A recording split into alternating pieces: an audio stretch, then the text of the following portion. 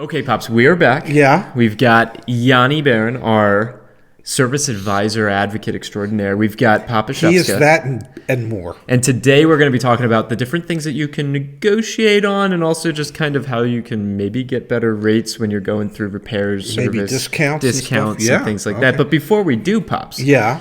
if we wanted to get a discount, I don't know where I'm going with this. Can you I do. Give us a quick throw. We're gonna go to www.findthebestcarprice.com, where Jeff and his team have aggregated, compiled, and put together a list of all consumer incentives by make and model.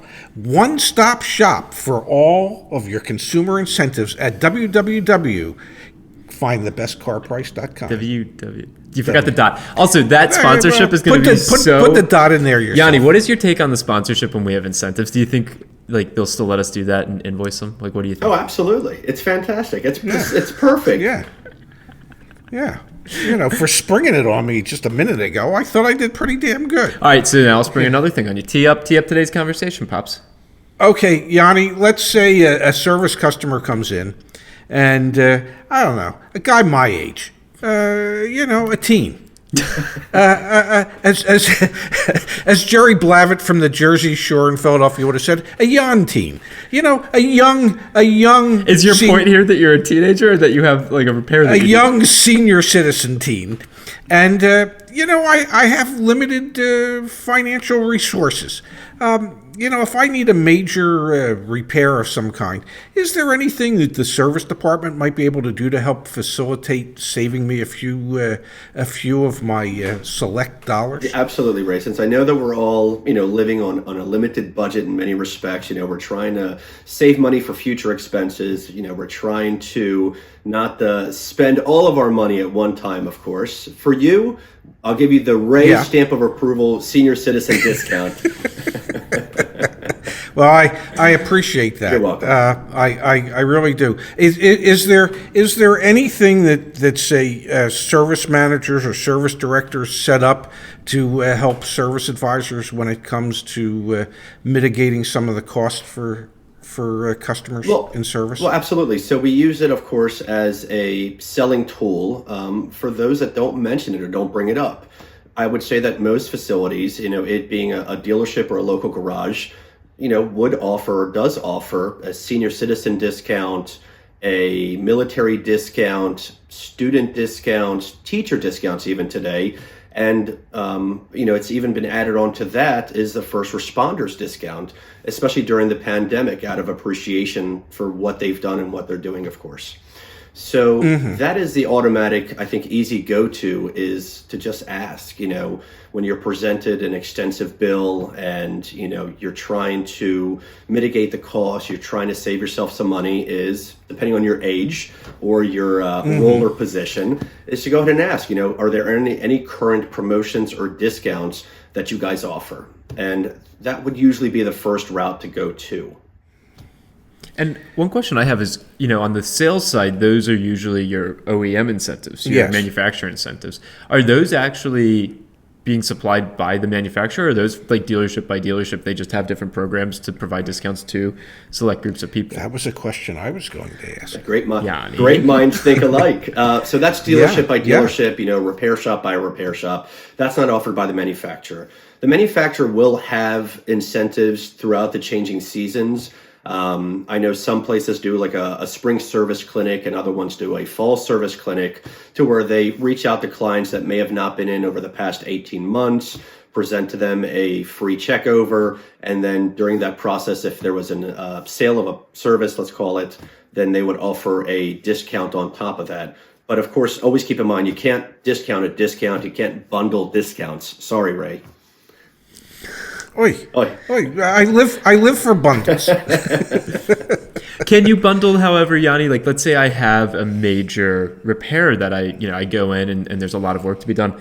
Are there ways to almost negotiate the fact that I've got a big bill and I've got bundled repairs or service work that needs to be done? Like, is there any wiggle room, I guess, is what I'm getting at when you've got extensive work to be done on the vehicle?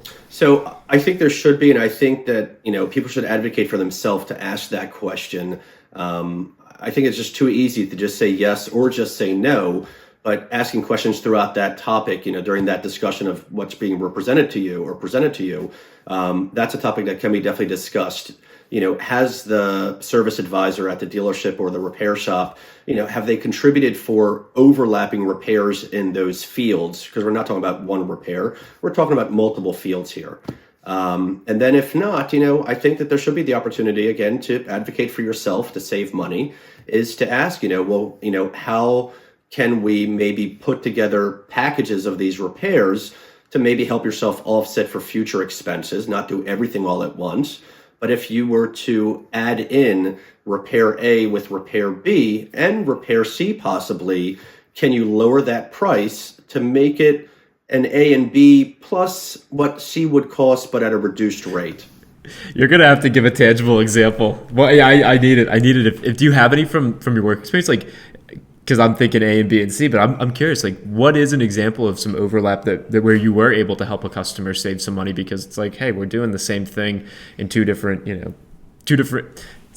doing the same thing in the same areas for two distinctly different repairs, but we can consolidate. I guess that's the point I'm trying to make. All right, so fair enough. It's a long way to get there. Yeah, you have a situation that you're, that you're working on the front end of the car. Let's just say replacing the radiator.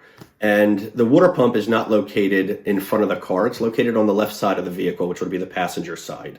So then therefore, if you're doing a repair and the technician mentioned that the water pump has a small crack in it, since you're dealing with a cooling system repair and they put the caution in there saying that the water pump housing has a crack, it's not currently leaking, you don't have to do that repair, but that repair is a 3-hour job, you may be able to negotiate since they're working on the cooling system. It'll make it easier for the technician to do that now. It saves him some time, but also gains him the benefit of possibly selling that job for 2 hours instead of 3 hours.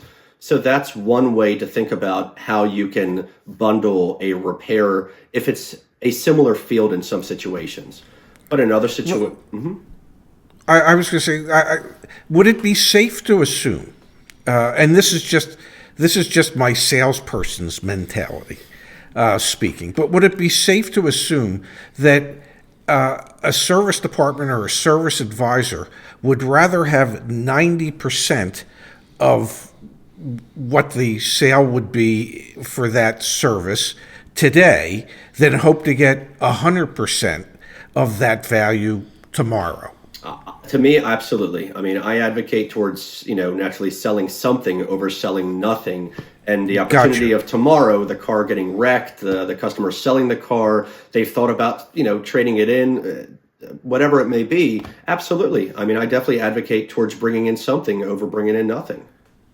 But then from the consumer perspective, there's actually a potential benefit there. But I feel like and the benefit would be, getting if they were bought independently, a cheaper rate because they're being purchased together, or like the repairs being fulfilled together. But I guess there's like a very fine line to walk though, because as a service advisor, as a service writer, if you're incentivized to sell more service, then as a consumer I need to be, we talked about, right? It's like the doctor, right? Like you need to know and have trust with that person, which can be really challenging for a lot of people because they've had negative experiences in the past that has made them uneasy when it comes to these situations. So it's like you can save money by doing more, but you don't necessarily know if you feel comfortable enough to do more. It's like I empathize with our. I'd be calling you guys. If someone said to me, "Hey, do this instead of do that," it's more money, but it saves you more money. Oh, for sure. But if you take that information and you don't have to say yes, so now you've talked down the process of saving the money, and you have the information in front of you from a PDF that they sent you or a link that they sent you, and you have the verbiage. So take that documentation and cross-reference that cost breakdown with another local garage, with another dealership that's close by. If you can, have another Toyota dealership that's within a 10-mile radius, and present it to them and say, listen, this facility is offering me these repairs at X amount of dollars. And you can cross-reference and see if they're willing to try and pull that job from that facility. And then it's almost like when you buy the car, is here you're negotiating between two separate places. Take it back and throw it at the service advisor in the beginning and say, listen, I appreciate it. And again, being cordial, being nice, being open, I think is so important to both sides of success.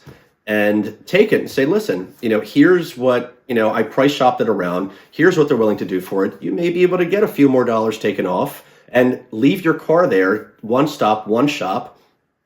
There you have it. I think you just described comparative shopping. I think so too, but a lot of people I don't think utilize it as much as they can. I mean, this is reminding me of some of the earliest F&I episodes we ever did, Dad, when you explained that you can negotiate the F&I items. And do you remember the dumbfounded look on my face? Like, what? You can? So I think, again, for me in the service side, I didn't know you could do the same type of comparative shopping. And I bet you there's people watching this video right now that didn't know that as well. Well, you know what? It all goes back to one of our most famous quotes. I don't know if anything's famous, but yeah. If it's taxable, it's negotiable. Is service taxable, Yoni? In some, it depends by state.